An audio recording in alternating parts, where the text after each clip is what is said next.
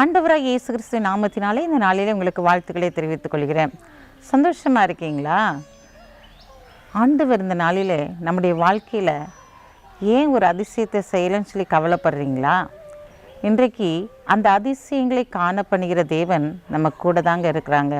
நீங்கள் சோர்ந்து போய் அநேக காரியங்களை காணப்படலாம். என்னுடைய வாழ்க்கையில் அதிசயம் நடக்கலையே, ஆண்டவர் சொன்னாரே செய்யலையே அப்படின்னு சொல்லிட்டு நீங்கள் கவலைப்பட்டு கலங்கலாம்.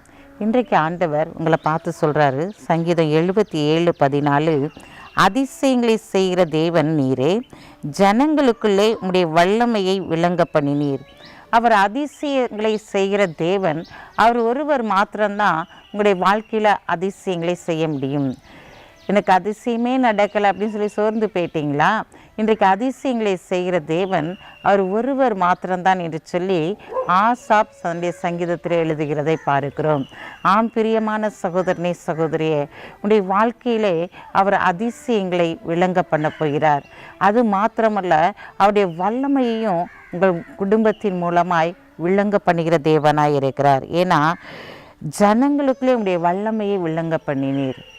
ஆம் பிரியமான சகோதரனே சகோதரியே, இந்த நாளில் அவர் அதிசயங்களை செய்கிறதுல வல்ல தேவனாய் இருக்கிறார். செங்கடலை இரண்டாய் பிளந்தார். எரிகோ கோட்டையை துதியினாலே இடிந்து விழ பண்ணினார்.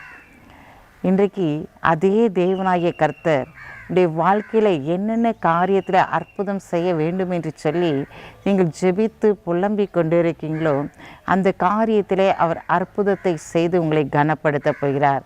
தேவ ஆவியானவர் உங்களோடு கூட இருக்கிறார் என்பதை அநேகர் அறிந்து கொள்ளும்படியான காரியங்களை அவர் இந்த நாளிலே செயல்படுத்த போகிறார்.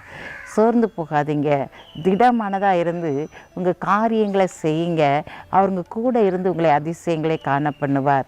அதிசயங்களை காண பண்ணுகிறது மாத்திரமல்ல, உங்களை மகிமைப்படுத்தவும் யாரெல்லாம் உங்களை வேதனைப்படுத்தினார்களோ அவர்களுக்கு முன்பாக உங்களை மகிமைப்படுத்தி அவருடைய வல்லமையை வெளிப்படுத்துகிற தேவனாக இருக்கிறார்.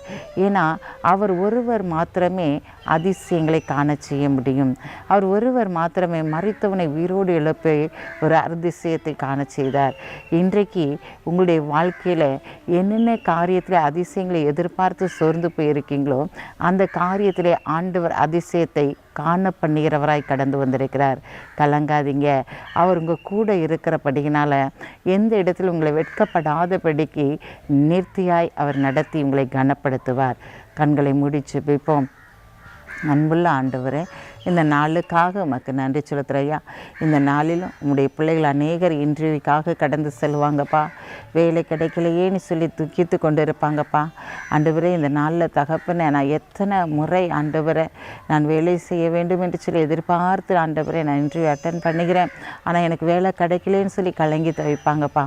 இன்றைக்கு நீர் அவர்களோடு கூட கடந்து சென்று ஆண்டவரே அவங்களை அதிசயங்களை காண பண்ணும்படியாய் ஜெபிக்கிறேசப்பா. கர்த்தர் சொன்னார், கர்த்தர் செய்தார் என்று சொல்லி ஆண்டவரே அந்த வாக்கை பிடித்து ஜெபித்து ஆண்டவரே அவர்கள் அதிசயங்களை இன்றைக்கி பார்க்கட்டும். இயேசுவின் நாமத்தில் ஜெபிக்கிற நல்ல பிதாவே, ஆமென்.